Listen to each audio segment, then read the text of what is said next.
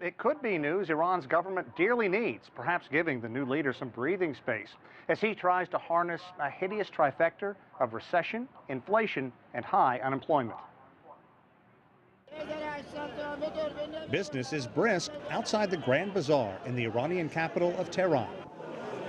But is this upbeat mood more one fueled by excitement or relief that there is a deal in place that could lift Iran out of its economic doldrums?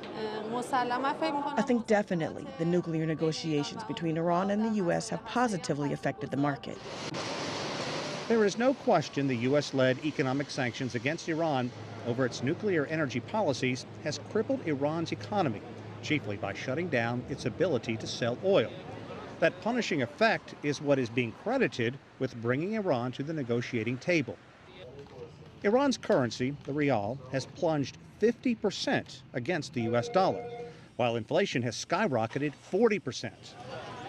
Right now, the deal is being embraced by Iran. I think everything's going to get better. Today we could see that on the street, the rial gained, the gold price was lower. It was obvious things are improving. What is obvious to some analysts is the amount of misinformation about the deal that is coming out. Iran won't be able to start selling oil to Japan, China, India, or anyone else. The same regulations that were in effect before the settlement still hold true. It's been reported Iran will instantly have access to perhaps as much as $40 or $50 billion in frozen assets. Not so. At best, $3 to $4 billion right now, according to the Director of Policy and Government Affairs for Plowshares, an organization dedicated to the proliferation of nuclear arms.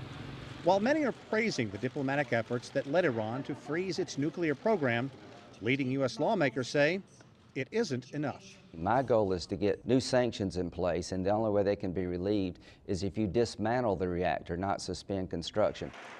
If the U.S. would implement any new economic sanctions against Iran in the next 6 months, the U.S. would be in violation of the accord. Critics say that could be enough for Great Britain, France, Russia, China, or Germany to lift all sanctions against Iran. Diplomatically, Iran and the U.S. are walking a tightrope.